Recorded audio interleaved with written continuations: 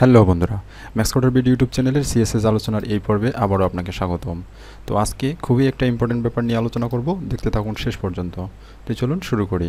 আমার যে পূর্বের লেকচারের যে ফোল্ডারটি ছিল সেই ফোল্ডারের ভিতরে যে ফাইল দুটো ছিল সেটিকে আমি রান করে নিচ্ছি। আশা করব আপনারা পূর্বের ক্লাসটি দেখেছেন।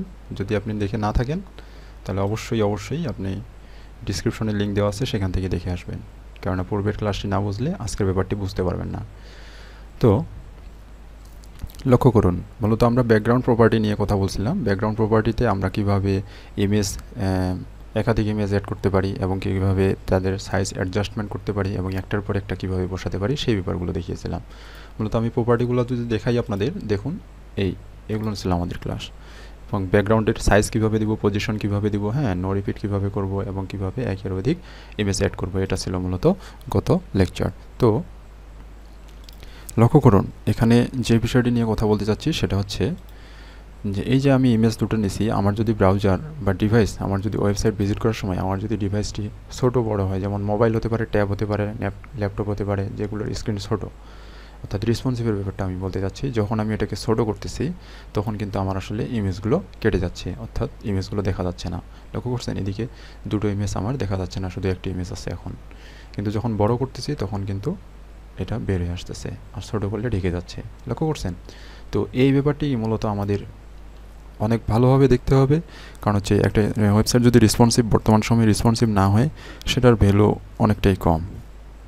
বুঝতে পারছেন? তো আমাদের কি করতে হবে, অবশ্যই এই যে সাইজগুলো আমরা, এটার কারণ হলো এই যে সাইজগুলো আমরা পিক্সেল ইয়াতে নিছি, যার কারণে কিন্তু আমাদের এটা ছোটো বড় হচ্ছে না, কারণ এখানে ফিক্সড করে দিছি যে এটা 400 পিক্সেল করে হাইট ওয়াইট হবে সবগুলোরই, যার কারণে হচ্ছে কি এটা আমাদের 400 পিক্সেলের নিচে আসতেছে না, ফিক্সড করে দেওয়া আছে। সেজন্য আমাদের করতে হবে পার্সেন্ট দিয়ে, অর্থাৎ পিক্সেল আমরা খুব কম সংখ্যক জায়গায় ইউজ করব, পার্সেন্টের ব্যবহারটা আমাদের খুব বেশি হবে। আর পিক্সেল এবং পার্সেন্টের মধ্যে পজিশন দেওয়ার সামান্য কিছু পরিবর্তন আছে, সেই ব্যাপারটি নিয়ে আজকে মূলত আমরা কথা বলবো। তো লক্ষ্য করুন যে এখানে যে আমার ইমেজ আছে 3টা, লক্ষ্য করছেন, এবং এদিকে আমাদের ব্ল্যাঙ্ক ডকুমেন্ট রয়েছে, ব্ল্যাঙ্ক অংশটি রয়েছে, এটি আমাদের পূরণ হয়নি। তো আমি যদি চাই যে হচ্ছে আমার এই 3টা ইমেজ দিয়ে আমি সম্পূর্ণ এই দিকের ব্ল্যাঙ্ক যে জায়গাটা আছে সেটা সহ আমার মেকআপ করব, তাহলে আমাকে এটার সাইজ দিতে হবে, অর্থাৎ 3টা ইমেজের সাইজ আমার কি হতে হবে, অর্থাৎ আমি যদি ধরি আমার ব্রাউজারে এটা সম্পূর্ণ 100% আছে, আমি কি বললাম, এটা এখন আমরা পিক্সেল রাখবো না, এটাকে আমরা 100% মানে পার্সেন্ট আকারে করব।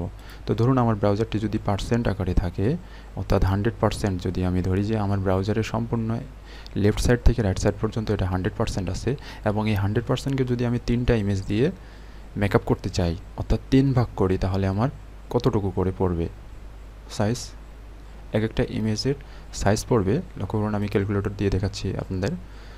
100%কে যদি আমরা 3 ভাগ করি তাহলে হচ্ছে আমাদের 33.33 এরকম অনেকগুলো আসবে, 33.33 আমরা নিব।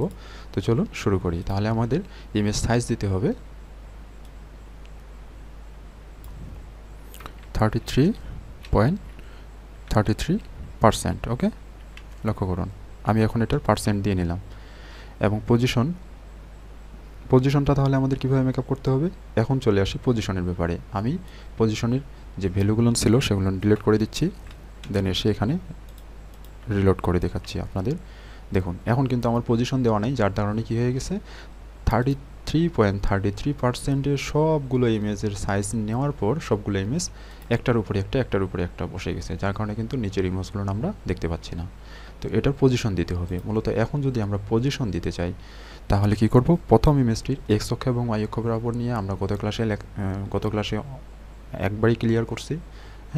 তো যদি আপনি দেখে না থাকেন, প্রথম দেখতেছেন, তাহলে অবশ্যই আপনি পূর্বের ক্লাসটি দেখে আসেন, ডিসক্রিপশনে লিঙ্ক দেওয়া আছে, সেখানে এক্স অক্ষ বরাবর কীভাবে আমাদের সাইজ দিতে হয়, ওয়াই অক্ষ বরাবর কীভাবে দিতে হয় সেটা আমি অনেক ভালোভাবে বুঝিয়েছি।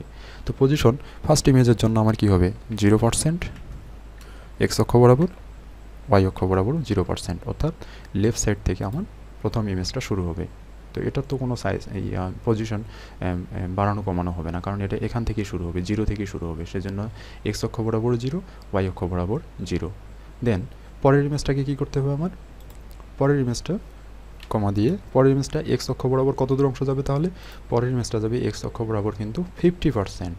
লক্ষ্য করুন, যখন আমরা পিক্সেল দিয়ে করছিলাম তখন যে ইমেজের সাইজটি দেওয়া ছিল সেই ইমেজের সাইজ দেওয়া হয়েছিল এখানে, যে ওই ইমেজের সাইজের অংশ পরিমাণ ছেড়ে দিয়ে পরের জায়গায় পরের অংশে সে দ্বিতীয় ইমেজটি বসবে, এরকম ছিল। কিন্তু যখন পার্সেন্টে, তখন কিন্তু এই পার্সেন্টের সাইজটি এখানে দিলে হবে না, মূলত এখানে বুঝিয়ে দিতে হবে যে পরের ইমেজটি, যেহেতু প্রথম ইমেজটি আমরা ইমেজের সাইজটাকে আমরা কী করছি 3 ভাগ করে নিয়েছি পার্সেন্ট দিয়ে, 33.33% প্রত্যেকটা ইমেজে হয়ে গেছে।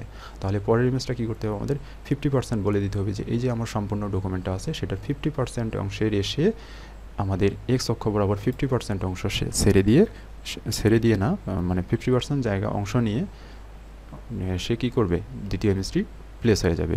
লক্ষ্য করছেন? তাহলে আমাদের 50% এক্স অক্ষ বরাবর আর ওয়াই অক্ষ বরাবর 0। কেন ওয়াই অক্ষ বরাবর 0? ওয়াই অক্ষ বরাবর 0 কারণ হচ্ছে এটা প্রথম লাইনেই তো আমরা নিচ্ছি। যদি ওয়াই অক্ষ বরাবর কোনো সাইজ দিয়ে থাকি, পার্সেন্ট দিয়ে থাকি, তাহলে সেটা নিচে চলে আসবে, তো আমরা সেটা চাচ্ছি না।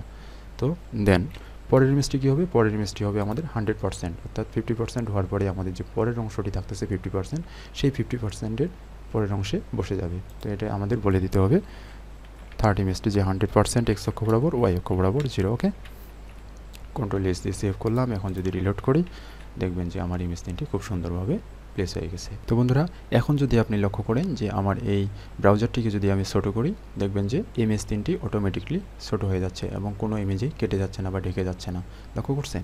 এটা হচ্ছে পার্সেন্টের আমাদের সুবিধা। তো এর পরবর্তীতে যখন আমরা এই ধরনের কোনো সাইজ নেব, কোনো ইমেজের হোক বা কোনো টেবিলের হোক বা কোনো কন্টেন্ট বা এলিমেন্টের হোক, সাইজ যখন নেব, আমরা চেষ্টা করব পার্সেন্ট দিয়ে নেওয়ার জন্য। পিক্সেল আমরা অন্য জায়গায় এবং অন্যভাবে ফন্টের সাইজ নেওয়ার সময় আমরা পিক্সেল ইউজ করব, আর এ ধরনের ইমেজ, টেবিল বা অন্য কিছুর জন্য আমরা পার্সেন্ট নিয়ে নেওয়ার চেষ্টা করব অধিকাংশ সময়ে। এজন্য পার্সেন্ট এবং পিক্সেলের মধ্যে পার্থক্যটা খুব জানা জরুরি। সেজন্য ভিডিওটি বুঝে না থাকলে পজ করে দেখবেন এবং বারবার দেখবেন। আর এখন যদি আমি বড় করি, তাহলে কিন্তু অটোমেটিকলি বড় হয়ে যাচ্ছে, এবং ছোটো করলে অটোমেটিকলি ডিভাইস অনুসারে আমার ইমেজগুলো ছোটো হয়ে যাচ্ছে, যেটা আমাদের আগে হতো না। মূলত এই ছিল আজকের ক্লাস বন্ধুরা। তো আশা করব বুঝতে পারছেন, এবং যদি বুঝতে না পারেন তাহলে ভিডিওটি পজ করে দেখবেন, আর আমাকে কমেন্টে জানাবেন। ওকে, তো বন্ধুরা দেখা হবে পরবর্তী ভিডিওতে। ততক্ষণ পর্যন্ত ভালো থাকবেন, সুস্থ থাকবেন। ধন্যবাদ সবাইকে।